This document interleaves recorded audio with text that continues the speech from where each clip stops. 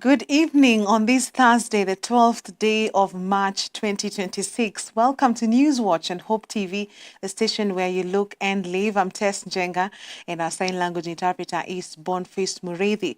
Let's take a look at the day's news. Now, the education sector will be a great beneficiary in the 2026-2027 budget, as its funding is set to be increased to 765 billion shillings. This was announced by President William Ruto in Nandi County today, demonstrating an increase from last year's 702.7 billion. On the ongoing national examinations registration, CS Ogamba directed principals to register students for national examinations regardless of fee balances. Jacob Ochiro tells us more. The Kenya Kwanza government is planning to pump more funds to educate its citizens after President William Ruto announced in Nandi County today that the education budget for the 2025-2026 financial year will be increased from 702.7 billion to 765 billion. Over the last 3 years, we have raised the budget for education from 500 billion to 700 billion this year, and next year we're going to spend 765 billion to educate our children in Kenya. We don't consider the money we put in education as a cost.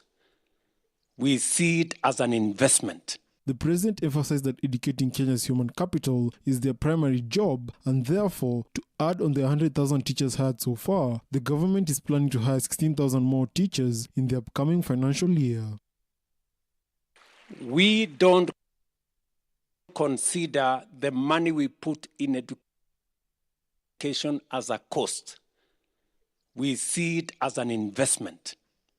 The president emphasized that educating Kenya's human capital is their primary job, and therefore, to add, Cabinet Secretary for Education Julius Ogamba on his part has sounded a warning to principals against refusing to register students for this year's national examinations because of fee balances, stating that exams are financed by the government. Education as a cost. We see it as an investment.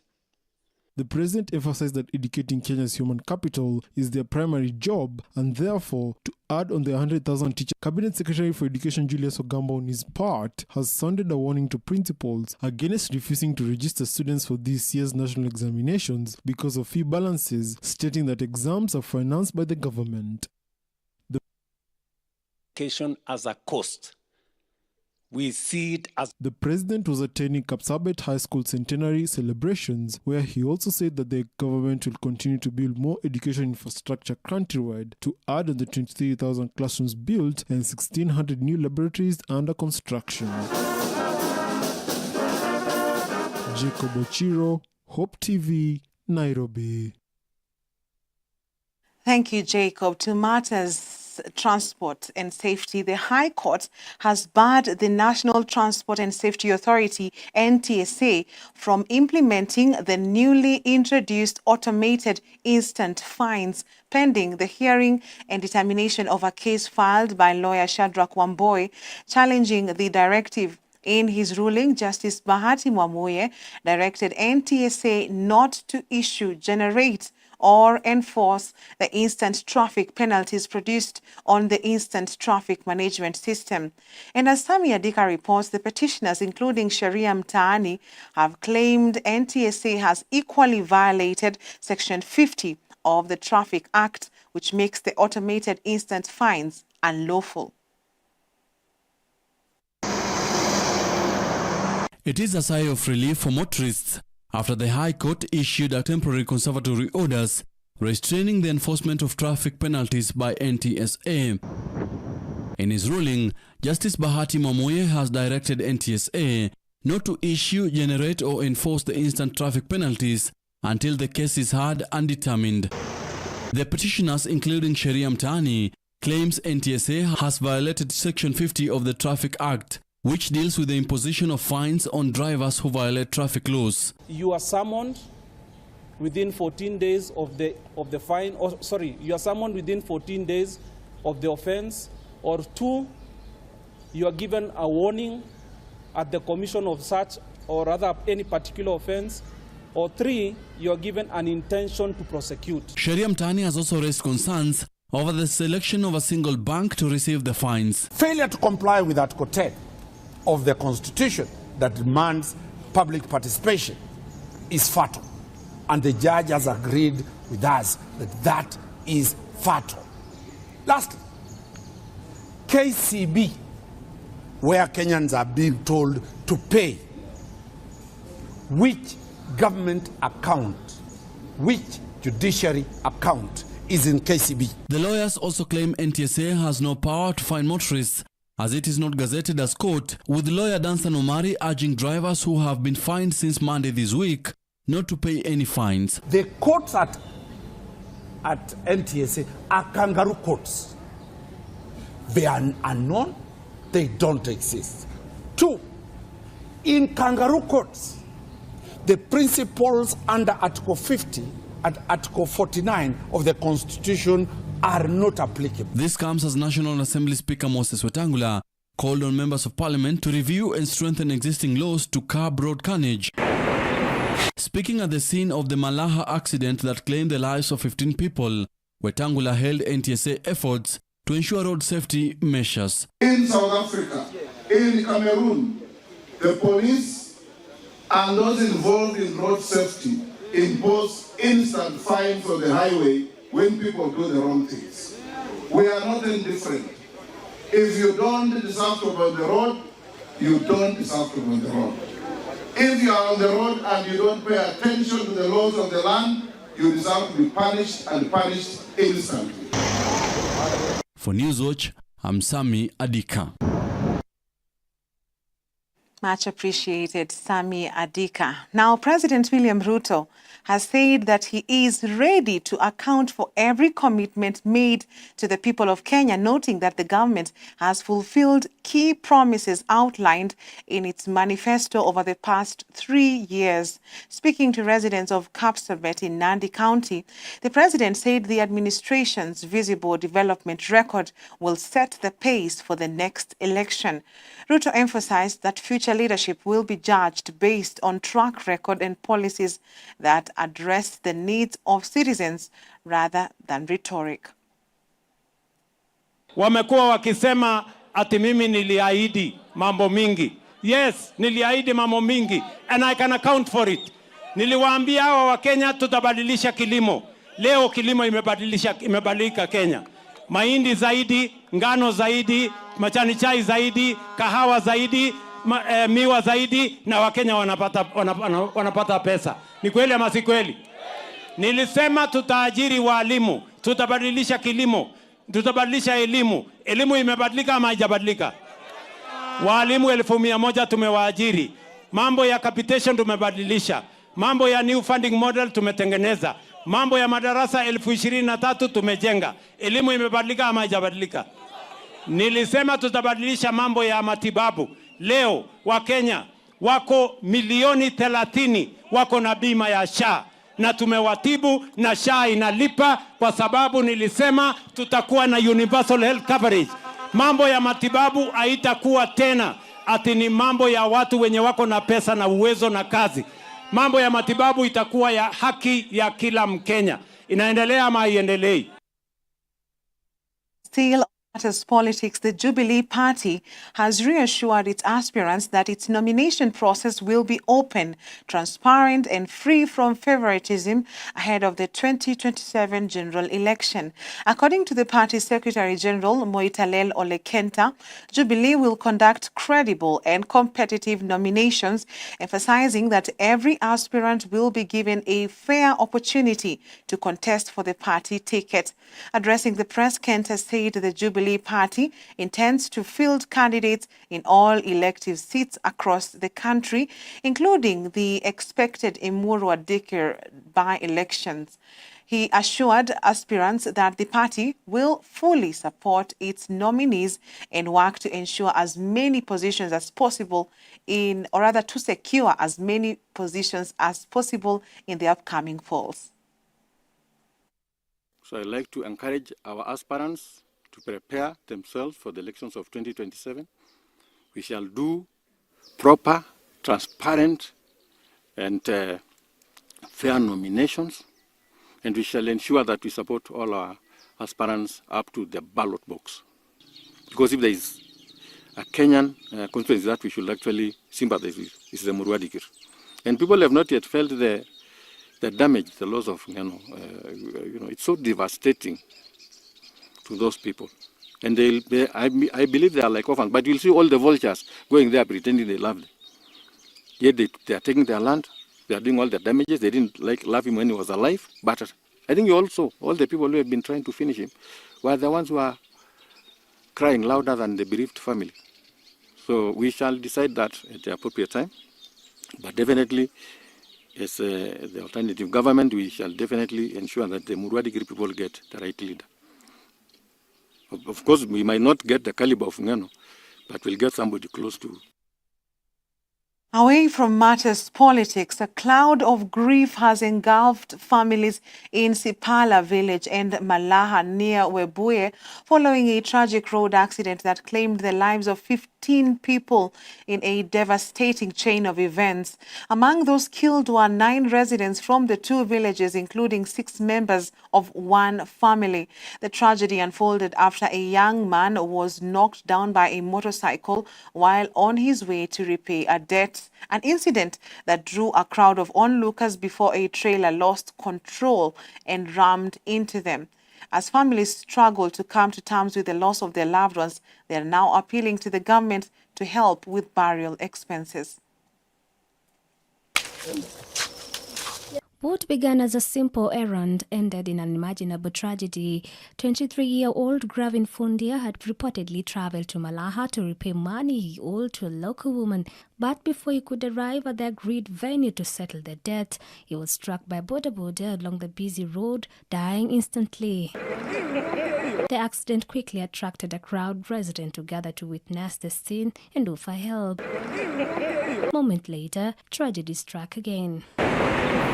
The trailer lost control and rammed into the crowd of onlookers, killing several people on the spot and leaving others seriously injured. By the time rescue efforts began, the damage had already been done. Authorities later confirmed that 15 people had lost their lives in the horrific incident. In a cruel twist of fate, the woman that Gravin Fundi had gone to repay was also among those who had gathered at the scene, and she too died in the crash. Hata mimi mwenyewe nilishtuka.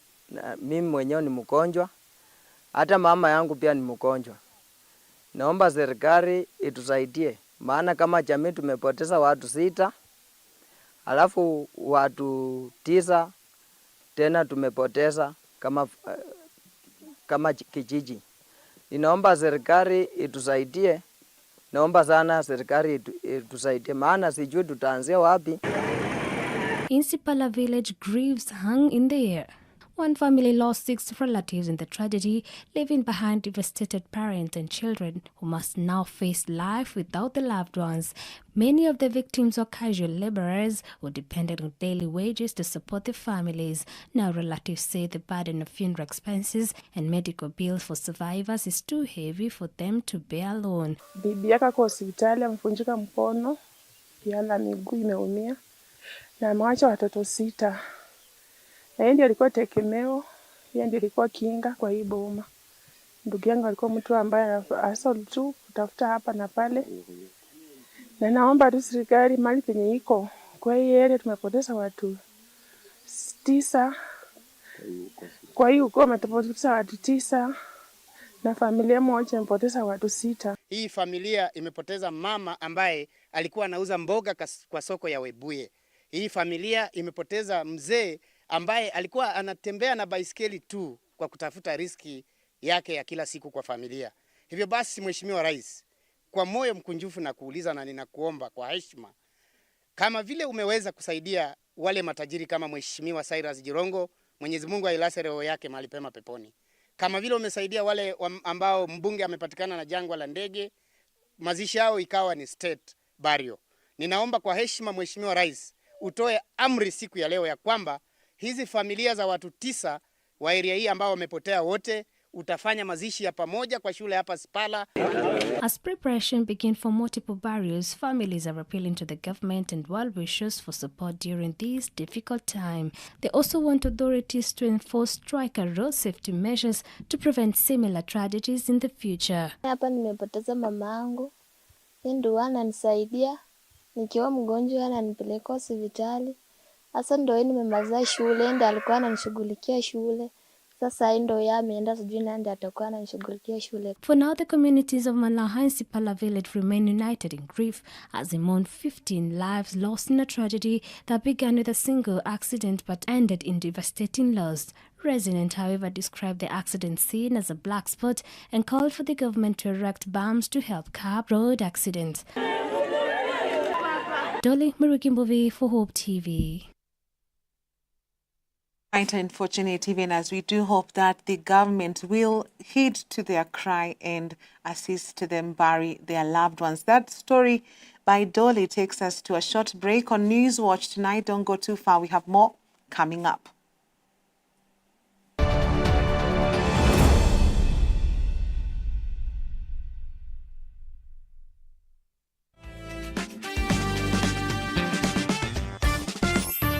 At the age of 25 is where there is also another change, because the frontal cortex, this part of the head, the maturity now of the brain happens at that time, which is responsible for intellectual abilities, decision makings, and like the executive area of the brain. Again, it comes with other challenges. Now that I am who I am, you withdraw further from people. Then the other stage that comes in, sometimes it can come early from the age of 35 all the way to 55. Midlife crisis. Midlife crisis. So the man is trying to catch up with the lost time. Unajua anajaribu kuingia kwa vijana because they lost the time, they don't fit. Unapata jamaa anaacha koti avae, lakini wao wamevaa Jibu wamevaa koti. Are you trying to communicate? Are you trying to fit? So like, so like they are trying to fit, but as they move closer to this generation, now ina move away. Inasonga, ukikuja inasonga. So then the loneliness increases, and in fact it is that critical stage where in the field of psychology we teach the men to begin to prepare themselves for that package of retirement. Catch past episodes on our YouTube channel at Hope TV Kenya. Men on Record, every Friday at 7 p.m.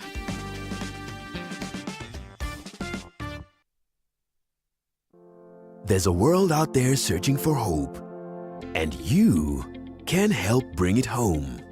By becoming a friend of Hope, you're helping us share the love of Jesus through Hope FM and Hope TV.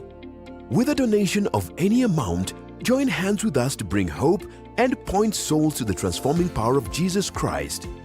Become a friend of Hope today by making your donation through the M-Pesa paybill number 933933, account FOH. For more information on how to become a friend of Hope, call 0116-212-723 or email customerexperience@hopefm.org or visit www.hopemediakenya.org. Friends of Hope, keeping hope alive.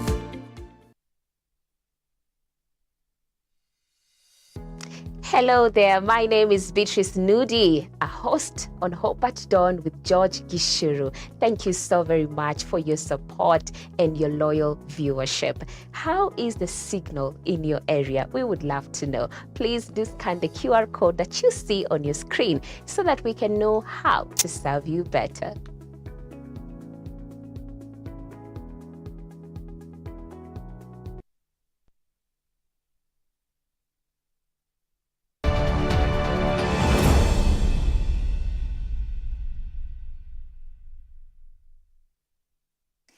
Welcome back. Now, President William Ruto says the government is expanding targeted interventions in the education sector to improve access for learners across the country. Speaking during a Thanksgiving celebration at Kapsabet Girls High School in Nandi County, the president said the county has achieved a 99% transition rate to grade 10 in 2026 adding that efforts will continue to ensure no student is left behind.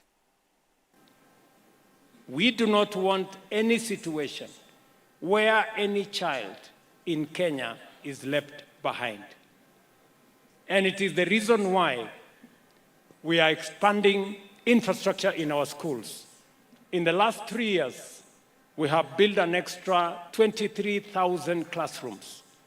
We've hired 100,000 teachers. We are now doing 1,600 new laboratories in different schools. And we want to make sure that our children in TVETs and in universities are properly catered for, so that we avoid the pitfalls of the past, where our universities were almost insolvent because scholarships, capitation, loans for our students were not properly arranged. Now, across our borders, oil prices are rising again, approaching $100 per barrel after a series of attacks on cargo ships in the Persian Gulf, reportedly linked to Iran. 2 oil tankers were struck near Iraq, while a container ship was hit close to the United Arab Emirates. Iranian state media has indicated that Iranian forces were responsible for at least one of the strikes. Meanwhile, tensions continue to escalate in Tehran, where joint strikes by the United States and Israel were reportedly targeted checkpoints run by the Basji, a volunteer militia known for suppressing protests. In Lebanon, Israeli airstrikes have killed several people, including at least 8 in the seafront area of Beirut, as Israel continues what it describes as wide-scale attacks on Iran.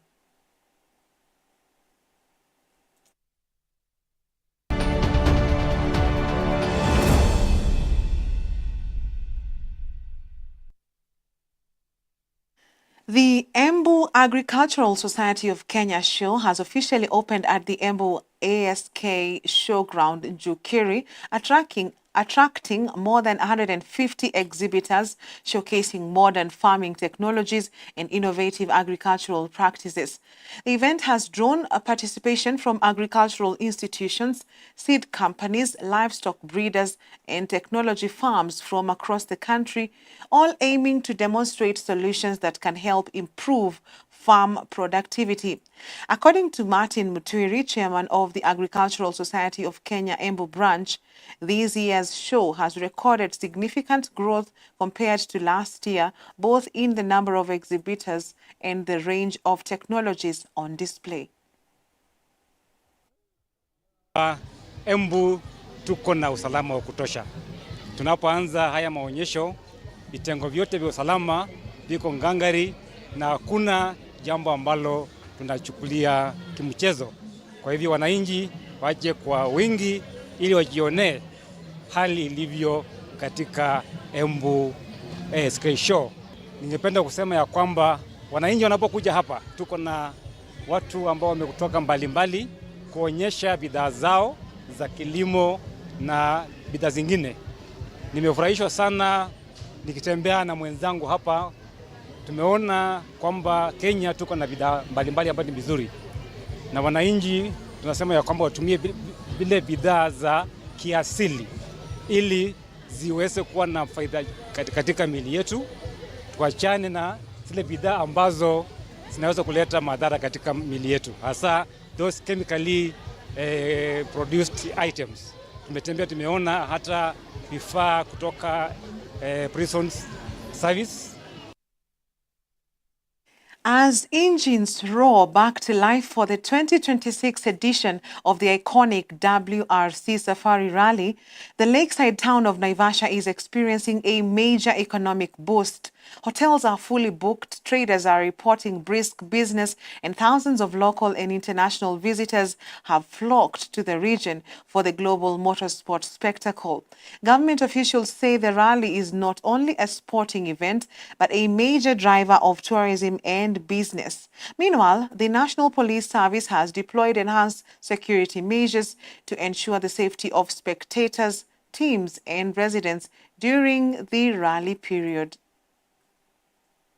Tourism stakeholders in Nakuru County are celebrating a surge in visitors as the rally officially gets underway. According to Tourism Cabinet Secretary Rebecca Miano, hotel occupation in Naivasha and surrounding areas has reached full capacity, highlighting the rally's growing impact on Kenya's tourism industry.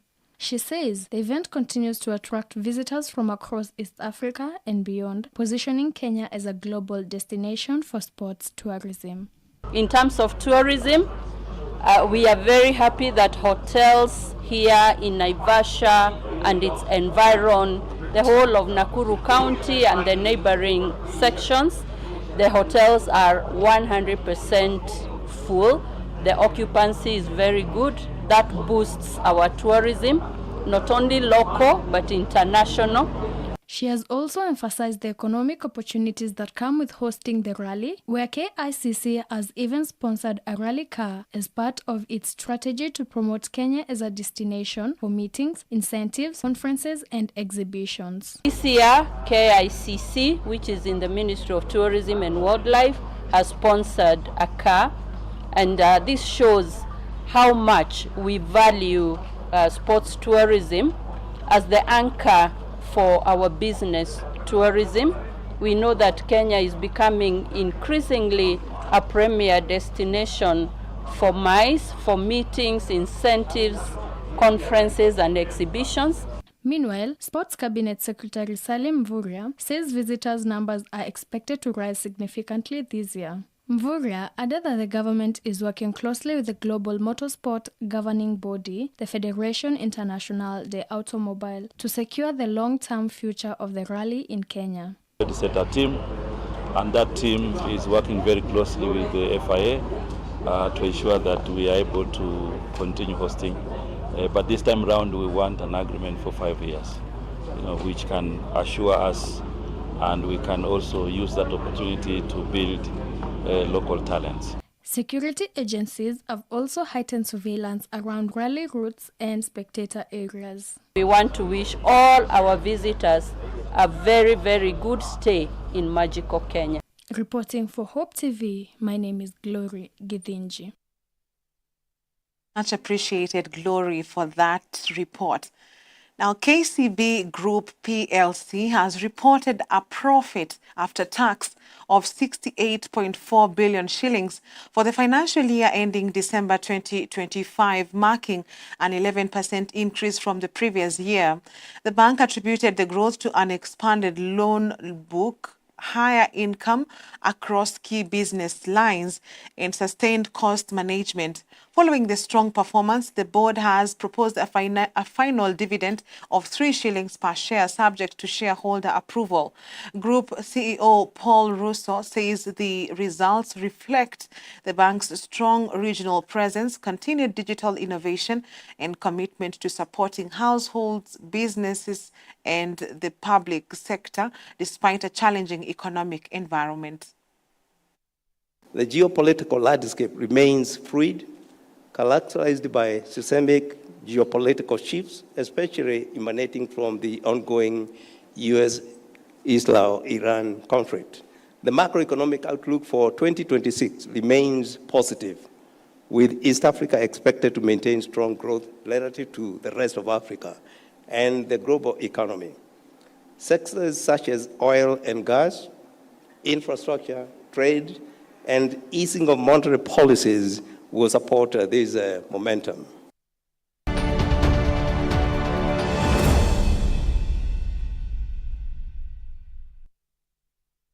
And in sports, the WRC Safari Rally race kicked off today, Thursday, in Naivasha, Nakuru County. The competition features 54 drivers competing for this year's prize. Local drivers participating in the competition include Carl Tundo, two-time African champion Karan Patel, and WRC third-tier champion Nikhil Sachania, among others. The opening ceremony of the third round of the WRC was presided over by Deputy President Kithure Kindiki, with the event running all through to Sunday, when President William Ruto is expected to bring it to a close. And going forward, we will have a very good framework where then the private sector and government work together. Government works on regulation as the private sector continues to commercialize sports. Dear Kenyans, the waiting is over. We are beginning today. Welcome to Naivasha. I am also informed that between now and Sunday, over 80 million people from around the world would have watched this rally. This is the greatest rally in the world. It is a rally like no other, very challenging. There is no other place on earth where you can get a combination of a tough terrain, wild animals, rain, and hospitable people, all put together. And we do wish our Kenyan drivers success in the WRC rally. That story brings us to the end of Newswatch tonight. On behalf of the whole team that has made this bulletin a success, thank you for watching. I'm Tess Njenga, and our sign language interpreter is Boniface Mureithi. Have a good night.